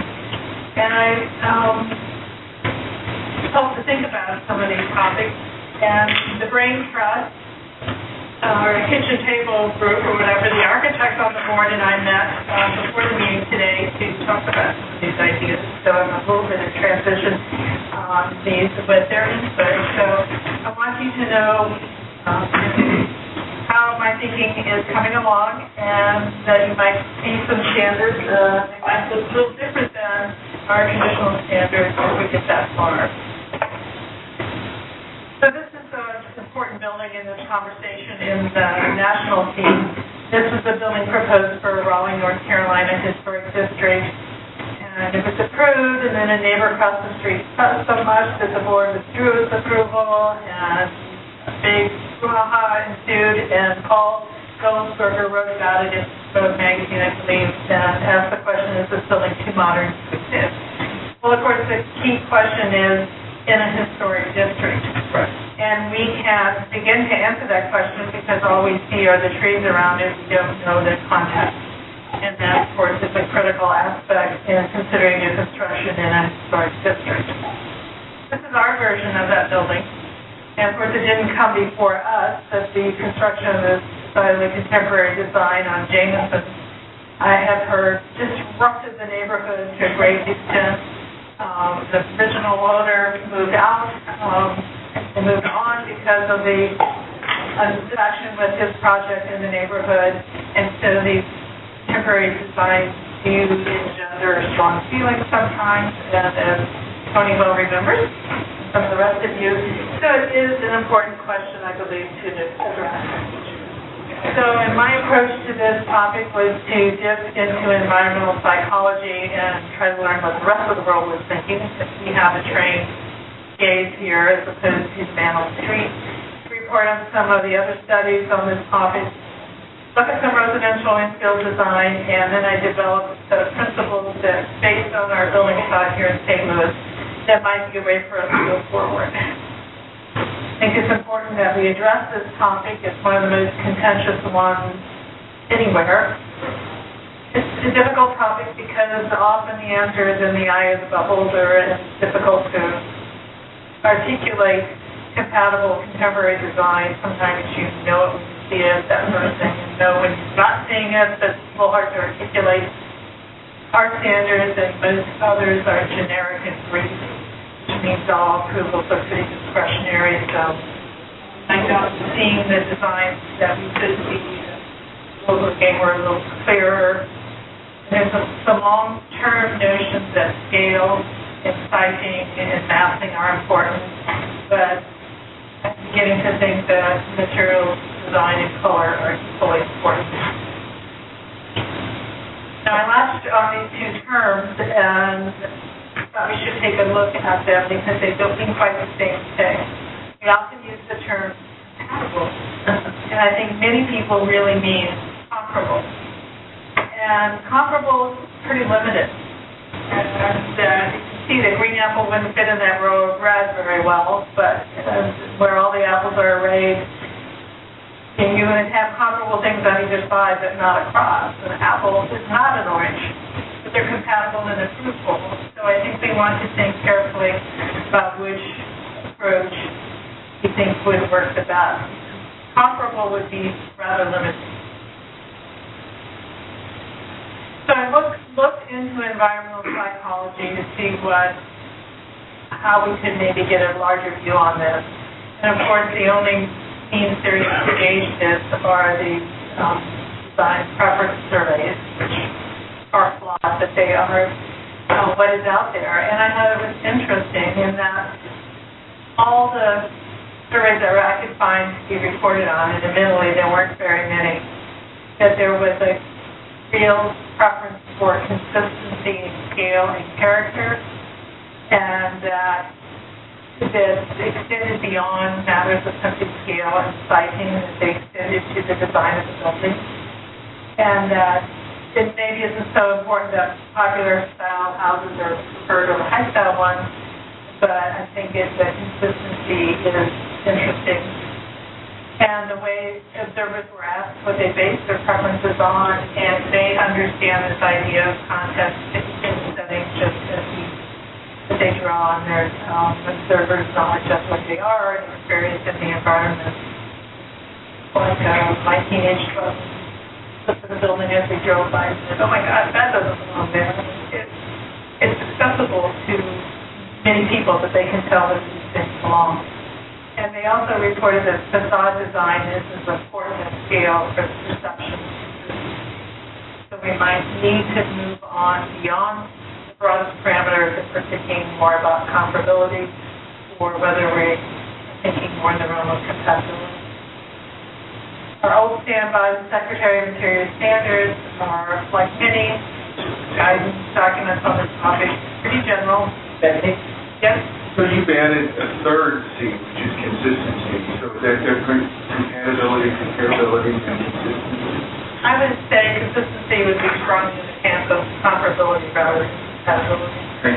Good work. So if these standards use the term compatible, not comparable, but they also point out that the differentiation of the new from the old, considered by some as the opening door for contemporary design. And they do point to character-defining features of buildings such as materials, size, scale, proportion features. So it's some general guidance, but it doesn't really become that effective when you're looking at a design all the time. Now, when I looked to see what other places were doing with this topic, cities, states, or other entities, Philadelphia did a recent study of this topic, and they relied on even some of the core design strategies. And we're familiar with some of these, and I drew the box around invention within the style or type. That's where I think the sweet spot is for us to consider contemporary design and historic history. The invention would be the contemporary parts of within, grounded in the context of it. So we'll go through these quickly. We're all perhaps too familiar with the replication idea of Lafayette Square and some of our other districts where we require the use of a historic model example, have it very clearly defined when we require this. And it is a bit unusual in the broad spectrum of new design in historic districts, but in which was always the case in Lafayette Square. I think we do fairly well with this idea of invention within the two-story brick house type, within and without historic districts. There's similarities, but newness there. We can reinvent the porch in the entry and still understand that it's in this broader collection of primarily brick residential buildings. The green one, is that a brand president one that we present? Yes. Okay. Yes, this is one of his early ones where there kind of multiple buildings, where we have some bricks, but then the spots of color and the reinvention of the porch and entryway there, but still we have a We're losing that top right. exactly which one that is. I know exactly where it is. Keokuk and Virginia. Well, anyway, so we've had some fun, I think, with the reinvention of the flower type. And Jeremy, sitting here, who had worked on the shower building, shared his design for a brick flounder on the bottom left that is recognizable as a flounder, but again, reinvents the entrance and administration pattern is rather different, but I find it quite fascinating, and it would love to see when someone would do. And then we have the printed flounder on the bottom right. And we also have some flounders have design ones, which I don't have a photo of. I thought this was an interesting example of abstract reference. It requires explanation. It's not visually evident. And I have to explain to you that this is referring to the dog trot building type, where the center is open and we have those expansive windows and the two more solid volumes up again. And so it's interesting and maybe quite suited for that location, but it requires that explanation so the visual relationship isn't as strong. Intentional opposition, here's some examples I found on the internet that I thought were pretty strong. There's on the right we see some attention to height and scale. There's setback. We don't really have very strong relationship to design elements. And the single family home on the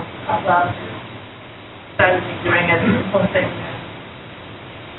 We have one example of this in St. Louis that I know of, and there may be others. And of course, this is not a historic district that is in Tower Grove South. It's hard to get a photo with the leaves off. You see, we have no windows, but if you look at it in a bird's eye view, its size, its scale, its setback, it can be compatible with it. We don't look a little bit more at facade design in historic districts, but perhaps not getting the compatibility that we could desire. So at the end of the Philadelphia study, they divided their areas into two broad categories. One was single predominant appearance, and thought that strongly compatible and even replication would be most appropriate there with some invention within a style. And where there was more loss or more variety, I guess in their case more variety than abstract reference and more broadly interpreted compatibility could be appropriate there. I think this has something to say to our condition here in St. Louis, where we do have such a strong consistency. Denver took a stab at this 2 years ago, and their text here is rather strong, but I've been looking at some of the things that they've been improving, and it's kind of broadly interpreted, I would have to say. And it's interesting to think that at a minimum, a design would be neutral. A little bit adequate. Perhaps, only so. In fact, they're approving designs that I don't think anyone would consider to be neutral. But the question of how the project affects the whole district in the sense of time and place, I think is a valid one. Definitely try. I studied this topic and developed some important principles. I've adopted that idea of principles, and I pulled these out of their longer list. I think it's important to remember that the district as the resource is more important than how that's experienced and all the work that people have done there, rather than individual projects or property, individual parts. And that they focus on exterior envelopes and patterning to reflect district characteristics. They're not asking for replication, but they're asking for some comparability. So as we think about our wonderful resources here in St. Louis, our district, our lines, is some quite comparable buildings, a similar form and scale. We don't have a lot of variety in most of our district streetscapes, although in the Central West End and on some of the streets in Shaw, we have as much variety as we get here in St. Louis. We're likely to have red brick as the dominant color in building materials. And I think when we look at that photo, we see that each building has one primary exterior material and color. And that is a bit in contrast to some of the contemporary designs that we see. I think the importance for it may be the way that we differentiate this point. So Central West End and Shaw kind of back into contemporary design by saying they don't encourage it. Just not exactly a ringing endorsement, but we do have the door open there for contemporary design. And we do have that one current project in Shaw, and have had illustrious addition here, a few other buildings in Central West End. Most of the standards are silent on contemporary design, and we know several require that historic vocabulary with the use of the historic policy. We have some contemporary design outside of our district. We know we don't have as much of it as a place like Denver, so our eye is not as used to it when we stay in the city, but we do have these examples. One on the top is Mike Lean project.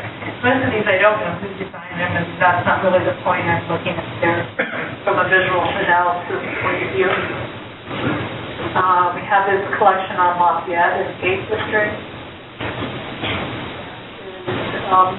Something to think about and how we respond to whether they're would be compatible if they were in a historic district. It's a much of our building stock is similar to what we see there. Then I worked on this set of principles before moving on to standards. And the way I think we might best think about compatible contemporary design in our historic district. If we add that phrase, compatible contemporary design, we'll find it's very local and very varied.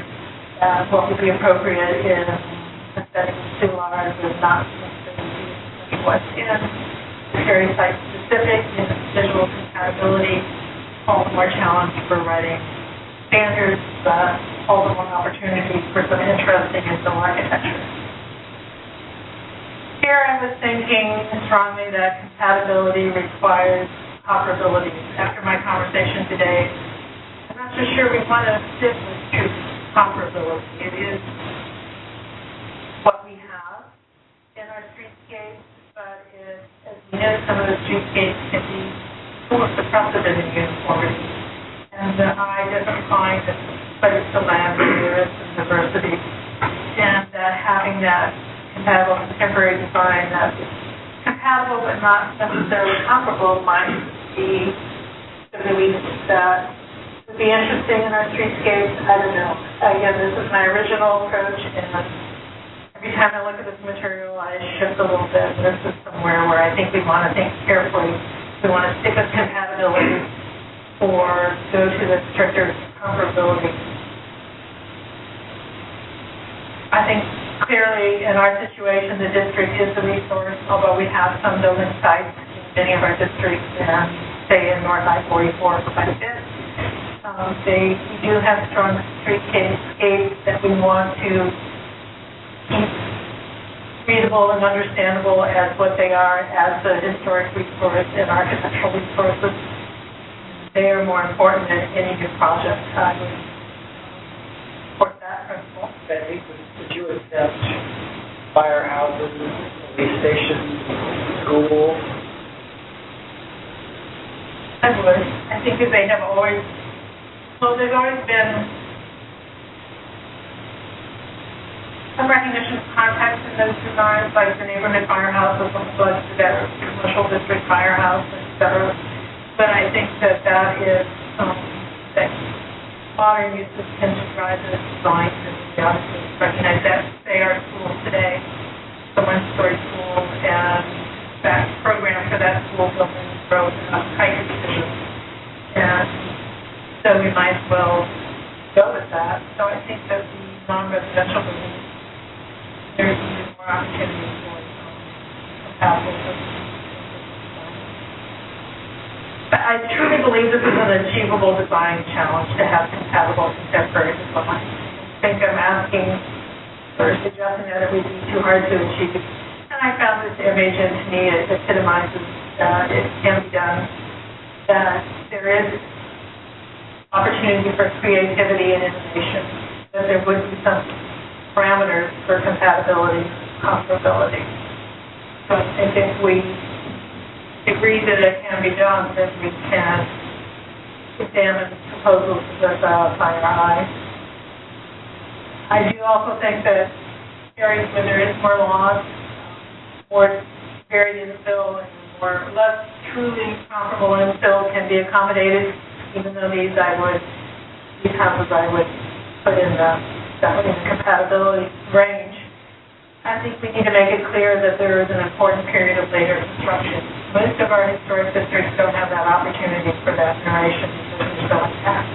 Sometimes when we do have that, or say the area on the south side of Shoto, the edge of Lobby Square Historic District, that would be an opportunity to convey the story that this is the new residential addition. You've looked at a lot of historic districts, you've been in a lot of places. Does St. Louis have a lot of intact neighborhood relatively? I mean, our own language as we consider ourselves is, we look back at everything we lost and we feel horrible about it. We don't always articulate our pride of place in what we've managed to maintain. I mean, we have a large number of historic districts compared to other places I have been familiar with. We have a large number of intact neighborhoods that aren't officially historic and may never be, and that would be fine. In some ways, acknowledge those and support those. And so we, in fact, see, it's not only that, the uniformity of our built environment strikes me every time other cities. Neighborhoods are more distinct and there's a more character fighting the houses. You could drop somebody on the other side in an attack area and they would know that they weren't just those same houses. So if you give this presentation, if you added that flavor at the beginning, you'd be a great missionary. Yeah. So then we come to the issue of brick. As I say, our district streetscape is run so much with brick. We do have some stone facades, but brick, as you know, is our predominant building material. So then the question arises, is brick necessary for compatibility or comparability? And I don't really want to say yes, but it's probably the easiest way to go. And if you use a colored brick that's compatible, then I think you would have a lot more latitude in other design features. Conversely, if you choose not to use brick, there may be some other ways. Connie has demonstrated this. The materials can be different, but design elements can tie contemporary design into neighboring houses. And the use of brick is not straightforward. Not the way we use brick in St. Louis can be non-compatible. I find this house fascinating. Kind of reminds me of Germany a bit. And so maybe we ought to have some fun with brick and St. Louis and use of it. I really think color matters, particularly if you're using a masonry building material. And it can compensate for other factors or it can diminish compatibility. Color blocking that's so popular in contemporary design, I think it reduces compatibility of some designs in our historic districts. But I think it's so important, even though the color of siding could be changed, that the board approves color in the color in the project. And of course, we know that height matters. Hard to pick out the inserted temporary houses in the view of comparison on the right, because it's so compatible in height and other features. The other streetscape, nothing really is that close except for the height. And that's the best. Well, you can. Well, you can't pick them out because of height. I get to see them. And I don't necessarily think they have to be quite that matchy every day. There could be some variation in height and still remain compatible on this power over or historic buildings. Those are some of the important ideas that I'm working with. And this pair of buildings, we talked about them quite a bit earlier. Tony's actually seen them. And I think we have to think really carefully about whether we're headed for the safe, probably bad, if not really inspired building on the right, or whether we want something more hands-on or more interesting in our historic landscape. And we'll probably end up with some of both. There are choices to be made as these buildings show. When I gave this presentation before, we pondered this building for quite a bit of years. We all thought it was exciting, interesting, handsome building. Kind of like to walk by it and see it in daytime and nighttime. Really didn't know what kind of standards for compatibility that we need, which is a real question on the whole enterprise, which there is legitimate question. But we also spoke today about approaching this maybe not in the most tried and true fashion of trying to articulate these ideas in written standards, but moving towards a more forward-based approach, which would give us some of those broader parameters, accompanied with some tests on materials and colors. Or to go to a scorecard where that you would get points for components of design compatibility, and you needed a certain score to earn approval, but you could decide how you would earn that score. And it would vary for each site, probably the easiest way to do that, or the most challenging way to do that, but it would certainly go to the place to, I think, the most innovation and thinking the more interesting design and saying that we're open to this idea. I'm going to work with all those ideas and go forward and site process. And so I've always asked for feedback.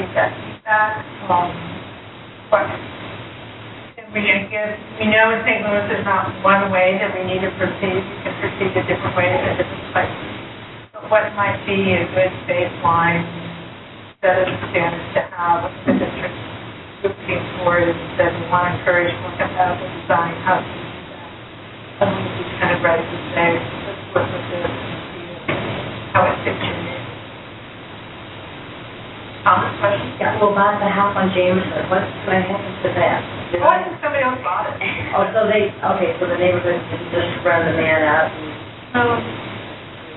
start the house? Again, I get this from a friend who lives in the neighborhood, and so secondhand, but it was not a good experience. No. And that, I think, is what we don't want to do in that situation. And we don't want your... Second time. But yeah, there's a ranch house that needs to be replaced in St. Louis Hills, and the neighborhood loves the Xbox-based builder's dream. It's as incompatible as it can possibly be on that side. So, we do, I think, have a responsibility to provide some guidance about the long term. That is our purpose, about the long term changes that are going to be made in part of the zone environment. So you're not proposing that we take a flounder house and in terms of rehabbing it, modify that structure? What you're saying is we build a whole new structure to be required by the process, the formal process. Right, but you wouldn't mess with the current structure. Oh, no, this is for new design. Could you live with design standards like this? You know, it's one of the struggles that I have because we want to eliminate the DHP kind of situation, the whole roof and everything, and I think there was some reaction to that in Benton Park, their standards and so forth. On the other hand, and I would want to obviously check with the neighborhood residents, but, I mean, we have areas like east of Broadway on Chippewa where we near the 2225 building and so forth, where there's a lot of vacant lots, and if the market would allow buildings that were compatible and yet not necessarily comparable, people might be interested in that, and that might be a way to bring back areas like that. People would say, hey, there's some creativity there. Now, whether we want to do that in a block that's more intact, probably not. But an area like that, I think there could be some experimentation. Some people probably wouldn't think that I would think that. I think that's possible. If we can't find standards that satisfy somebody as thoughtful as Craig, then we probably shouldn't bother to set that.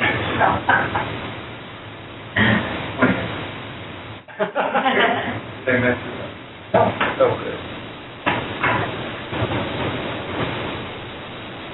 I'll keep you posted, and work will probably come back and present you all have a standard or different surveys or send me comments and ideas What's your game plan? So then would we adopt new standards for every historic district, some historic districts? Well, I think historic districts approach standards for business projects that they could be offered. Come on, take a look at these and see if they work in your district. Actually encouraging more type of historic district communities to revise their standards and address contemporary design, change the name of their district while they're at it, and they're going to be hearing that pitch tonight. That might be the first place. And we've got much opportunity in the 20th Ward. Or it might identify some areas where we feel more comfortable doing a local structure. We haven't asked because I thought we were too limited. Right. Yeah. When we were talking, Mike said it's been Park is starting to about maybe they could encourage some contemporary design. So again, they don't have to all be the same, but if they were all similar or started with some of the same variation, it would be easier to get the standards that specialty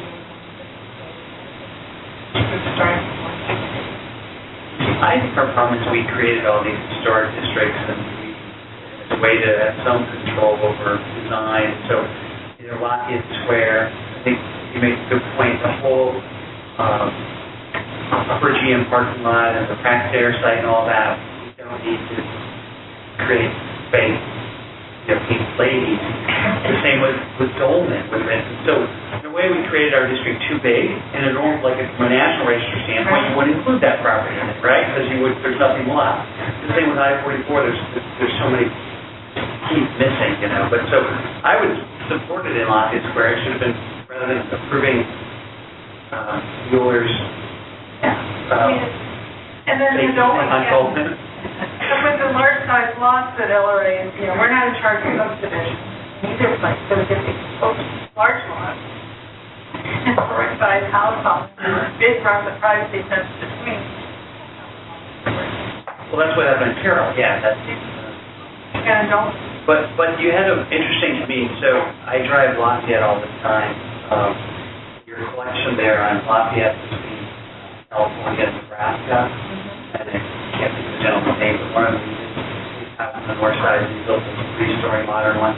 That, in a way, it's like, we need something that's not the appropriate area for a historic district, but your standards would be great, because that, I would encourage all of you to drive that block. You have the new design of 3 stories, and then you have someone who plopped a double wide down on the lot, and then now you got a guy putting a 3-car garage that comes it off. It's like the perfect example of lots of hell, where it's something, it's not a historic district, but it's, Yeah. use some compatibility. And confidence. Oh, yeah. Okay. Thank you. Commissioners, hearing no objection, the meeting stands adjourned.